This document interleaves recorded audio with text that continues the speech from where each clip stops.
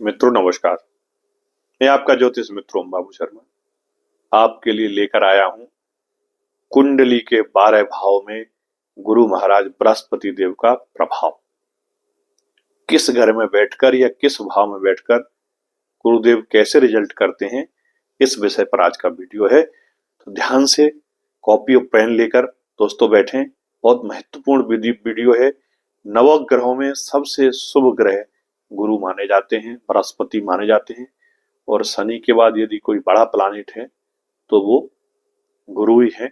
और गुरु का मतलब यही है, गु मतलब अंधेरा, रू मतलब प्रकाश, अंधेरे से प्रकाश की ओर ले जाने वाला व्यक्ति है, वो गुरु कहलाता है। और दोस्तों, गुरुत्वाकर्षण का जो गुण है वो भी गुरु की वजह से ही आया है।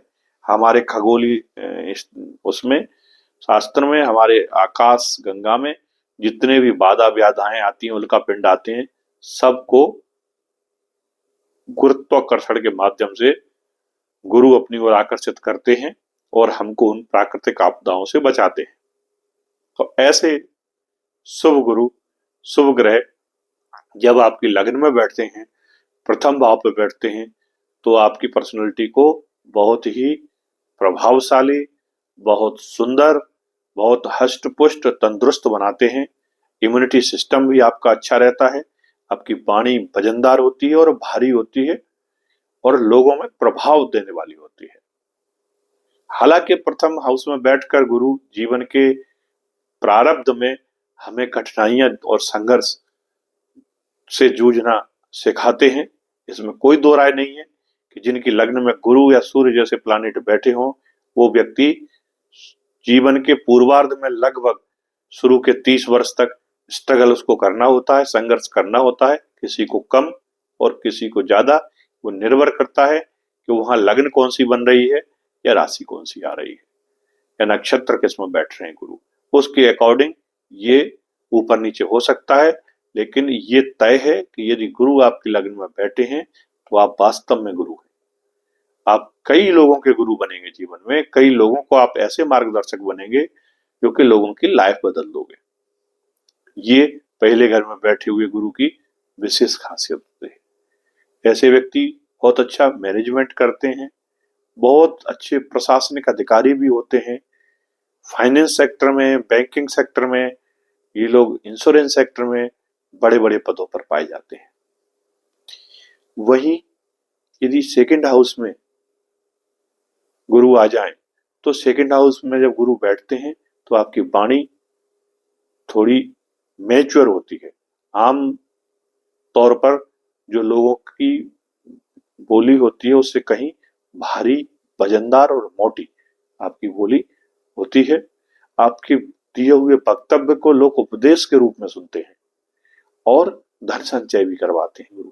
सेकंड हाउस में जब बैठते हैं तो चूंकि धन का भी भाव है, तो गुरु अपनी वाणी के थ्रू आपसे ऐसे काम करवाएंगे कि आपको धन संचय भी मिलेगा। रेस्टोरेंट का काम करने वाला कोई व्यक्ति है, होटल मैनेजमेंट का काम करने वाला कोई व्यक्ति है, गुरु वहां बहुत अच्छे रिजल्ट करते हैं। कुल में, कुटुंब में, खानदान में, परिवार में भी आपको बहुत सम्मान दिलवाते हैं। आपके निर्णयों को परिवार में माना जाता है। ऐसा सेकंड हाउस के गुरु का प्रभाव होता है दोस्तों। वहीं गुरु जब थर्ड हाउस में बैठते हैं तो छोटे भाई बहनों से आपके बहुत मधुर संबंध होते हैं। आपका जो प्रेजेंटेशन है वो बहुत अच्छा होता है, प्रेजेंटेबल पर्सन होते हैं। आप जब बोलते हैं, माइक पर बोलते हैं, स्टेज पर खड़े होकर बोलते हैं, तो लोग बिल्कुल कतारबद्ध होकर आपको सुनते हैं और बिल्कुल शांत मन से आपको सुनते हैं, क्योंकि आपकी जो बातें हैं, आपके जो वक्तव्य हैं, आपके जो भाषण हैं, आपके जो प्रवचन हैं, वो कहीं ना कहीं एक अच्छे विद्वान के रूप में सुनने को मिलते हैं। आप बहुत अच्छे उद्घोषक हो सकते हैं, बहुत अच्छे प्रवक्ता हो सकते हैं, बहुत अच्छे ज्योतिषविद हो सकते हैं, बहुत अच्छे भागवताचार्य हो सकते हैं, या फिर बहुत अच्छे आप अध्यापक हो सकते हैं। ये थर्ड हाउस में बैठे हुए गुरु देते हैं। यात्राएं भी करवाते हैं, छोटी मोटी धार्मिक यात्राएं भी गुरु कराते हैं। छोटे भाई बहनों से बड़े मधुर संबंध बनाते हैं। वहीं जब फोर्थ हाउस में गुरु आ जाएं, दोस्तों फोर्थ हाउस यानी कर्क राशि, कर्क राशि में गुरु उच्च के रिजल्ट देते हैं। अपने आप को उच्चत्व महसूस करते हैं। जल तत्व की राशि है, कोई वैसी धीर गंभीर प्लानिट है, तो ये जो है यहाँ आके बहुत अच्छे रिजल्ट करते हैं। माता के साथ आपका बहुत अच्छा रिलेशन होता है। चंद्रमा यदि यहाँ बैठे हो तो साथ साथ यहाँ ना भी बैठे हो तो ये चंद्रमा का हाउस है, चंद्रमा की राशि गज केसरी योग बनाते हैं, जो कि धन संचय के लिए भी बहुत अच्छा है। गज केसरी मतलब गज पर हाथी पर बैठा हुआ सिंह। तो एक तो हाथी, महाबली हाथी, और उसके ऊपर बैठा हुआ शेर, तो शेर कितना ताकतवर हो गया। कहीं ना कहीं ऐसे ही रिजल्ट और ऐसी फीलिंग गुरु महाराज देते हैं जब कर्क राशि में अच्छी पोजीशन पे अच्छी डिग्री के साथ आपके कुंडली में बैठे हो। भूमि, भवन, वाहन और माता का सुख, ये चारों चीजें आपको भरपूर मिलती हैं जब गुरु यहाँ बैठे हो। और दोस्तों, आपके अंदर एक लीडरशिप क्वालिटी होती है, बहुत अच्छे एक मैनेजमेंट करने वाले आप होते हैं। तो ऑफिस में या जहां भी आप जाते हैं वहां आपको बहुत अच्छा रेस्पेक्ट मिलता है। ये फोर्थ हाउस के गुरु की खासियत होती है। वहीं पंचमेश गुरु यदि बन जाए, पांचवें घर में गुरु बैठ जाए, तो इनको भी बहुत अच्छा माना गया है। क्योंकि पंचमेश गुरु जब बैठते हैं, गुरु को क्या है, 3 दृष्टियां दी हुई है। इकलौते ऐसे गुरु प्लानिट है जिनको 5वीं दृष्टि है और 9वीं दृष्टि है, और 7वीं दृष्टि तो सभी को दी गई है। तो 5वीं दृष्टि क्या है कि आपके पूर्व जन्म के कर्मों को आपको सपोर्ट दिला देते हैं। और 9वीं दृष्टि भाग्य की दृष्टि है। गुरु की जो 9वीं राशि पड़ती है, धनु राशि, ये आपकी कुंडली में भाग्य भाव में पड़ती है, तो इसीलिए भाग्य का भी सपोर्ट कहीं ना कहीं करा देते हैं। तो जब गुरु पंचम हाउस में बैठते हैं तो पंचम से पंचम भाग्य भाव हो गया आपका 9th हाउस, वहां इनकी 5वीं दृष्टि जाती है। लाभ भाव पर इनकी 7वीं दृष्टि जाती है, और लग्न पर 9वीं दृष्टि जाती है। तो इस प्रकार से ये आपके पूरी लाइफ को मेंटेन कर देते हैं। आपके लाभ भाव पर जब दृष्टि डालते हैं, इच्छा पूर्ति का घर है वो, और लाभ का भी घर है, तो आपके कर्म के माध्यम से, कार्यों के माध्यम से आपको लाभ भी करवा देंगे, आपकी इच्छा पूर्ति करवा देते हैं। वहीं जब पंचम हाउस में से उसकी दृष्टि 9th हाउस पर जाती है, तो पिता से आपको अच्छा सपोर्ट मिल जाता है। पिता से सपोर्ट मिलने के साथ आपको देश विदेश की यात्राएं भी करा देते हैं, धार्मिक स्पिरिचुअल यात्राएं भी करा देते हैं, और भाग्य का सपोर्ट भी आपको मिल जाता है। तो लग्न में गुरु फर्स्ट हाउस में बैठे हो, या 5वें घर में बैठे हो, या 9वें घर में बैठे हो, या चौथे घर में बैठे हो, सबसे ज्यादा घरों के कारक गुरु हैं। गुरु जो है फर्स्ट सेकंड हाउस के कारक हैं, आपके 4th हाउस के कारक हैं, 5th हाउस के कारक हैं, 7th हाउस के कारक हैं, 10th हाउस के कारक हैं, 11th हाउस के कारक हैं, और 9th हाउस के कारक हैं। इतने घरों में गुरु का अच्छे परिणाम देते हैं। अब बात करते हैं गुरु की। अगर गुरु 5वें घर में बैठे हैं तो संतान भी आपकी बहुत विद्वान होगी, इसमें भी कहीं कोई दो राय नहीं है, और आप अच्छे ज्ञानी ध्यानी व्यक्ति होंगे। लॉटरी, सट्टा वगैरह में भी यदि आप हाथ आजमाते हैं शेयर मार्केट में, तो वहां से भी आपको सफलता मिलेगी, सपोर्ट मिलेगी। यही जब 6वें घर में गुरु आते हैं तो आपको बैंकिंग के क्षेत्र में, लोन वगैरह के क्षेत्र में आपको अच्छी अवसर उपलब्ध कराते हैं।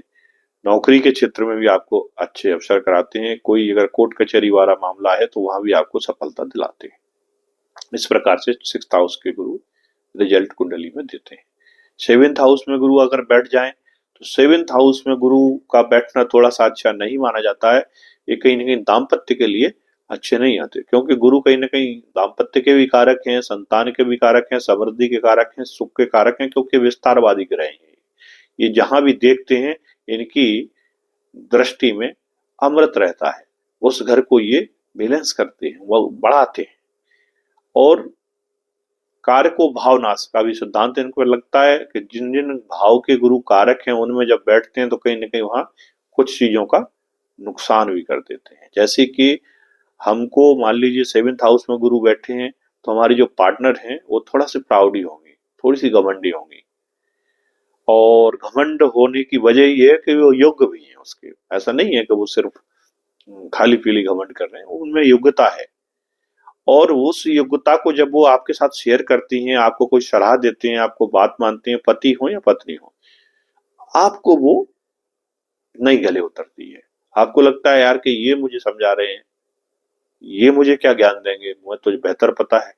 या व्यापार के क्षेत्र में जब आपका जो पार्टनर होता है वो भी आपको ज्ञान देगा, और वो ज्ञान आप लोगे नहीं।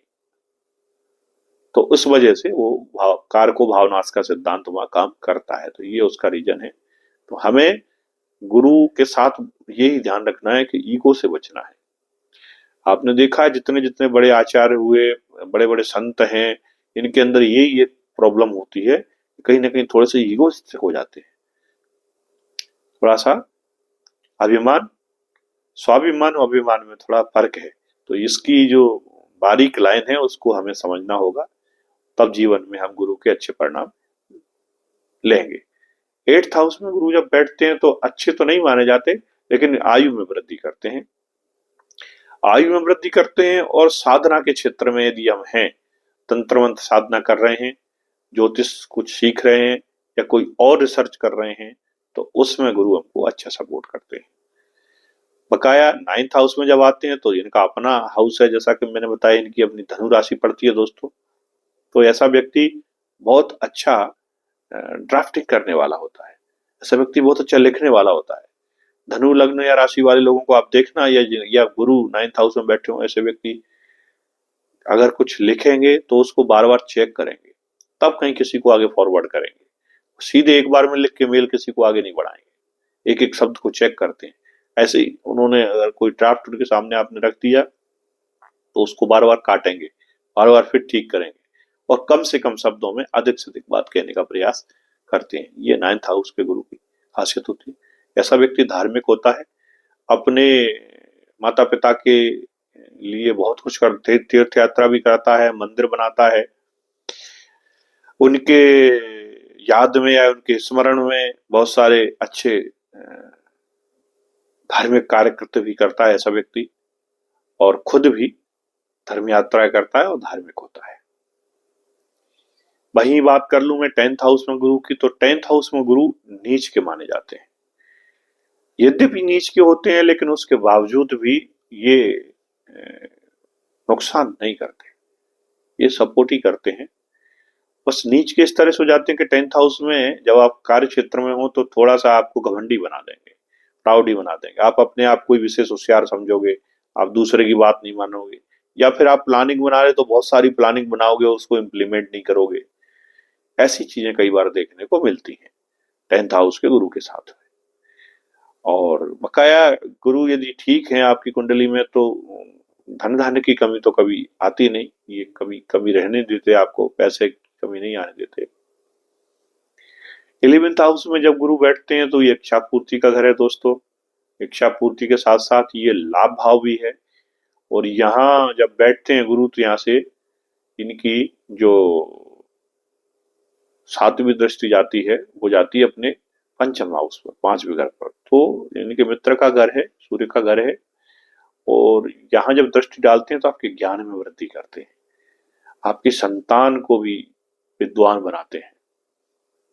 कई बार प्रेम विवाह आपका करा देते हैं ऐसे गुरु। बड़े भाई बहन से भी आपको बहुत सपोर्ट मिलता है, बहुत मान सम्मान दिलवाते हैं ये, आपको समाज में नेम फेम भी मिलता है। 12th हाउस में यदि गुरु चले जाते हैं तो वो भी इनकी अपनी मोक्ष की राशि है, मीन राशि है। यहाँ यदि गुरु बैठे हैं तो व्यक्ति बहुत गंभीर होता है, और ऐसा व्यक्ति लेखन में, पाठन पठन पाठन में बहुत रुचि रखता है। एक अच्छा उपन्यासकार हो सकता है, अच्छा लेखक हो सकता है, एक अच्छा फिल्मकार हो सकता है, बहुत अच्छा धार्मिक अनुष्ठान को चलाने वाला, अनाथ आश्रम को चलाने वाला एक संचालक हो सकता है, डायरेक्टर हो सकता है ऐसा व्यक्ति। जेल प्रशासन में या हॉस्पिटल में, अस्पताल में भी ये कई बार जो है इनको ये रेस्पॉन्सिबिलिटी मिल जाती है। अच्छा, आपने दोस्तों देखा होगा आर्मी के अंदर उपदेशक होते हैं, गुरु होते हैं, जो उनको धर्म सिखाते हैं, उपदेश देते हैं। ये भी गुरु के ही कहीं न कहीं कार्यकत्व हैं, और गुरु मंगल के कॉम्बिनेशन से ये योग बनते हैं 12th हाउस में। 12th हाउस में यदि गुरु मंगल का कॉम्बिनेशन है और ये अच्छे हैं तो आर्मी में आप एक बहुत अच्छे उपदेशक और बहुत अच्छे या आर्मी स्कूल में बहुत प्रिंसिपल बन जाएं आप। तो कुल मिला के इस तरह के कॉम्बिनेशन के साथ ये चीजें देखने को मिलती हैं। उम्मीद करता हूँ मेरे द्वारा दी हुई जानकारी आपके काम आए दोस्तों। वीडियो बहुत लंबी हो जाती है बकाया। गुरु तो एक ऐसा प्लानिट है कि अगर मैं पूरे दिन भी बोलूं तो शायद कम पड़ जाएगा। तो आप अपना हॉरोस्कोप देखें और देखें गुरु कहाँ बैठे हैं, और आप पर मैं जो बता रहा हूं ऐसा कुछ आपको महसूस होता है क्या? अगर है तो कमेंट्स में जरूर लिखें। दोस्तों, मिलते हैं अगले वीडियो में अगले विषय के साथ। तब तक के लिए नमस्कार, जय हिंद दोस्तों। अपने गुरु की सेवा करिए, माता पिता की सेवा करिए दोस्तों, यही मेरा आपसे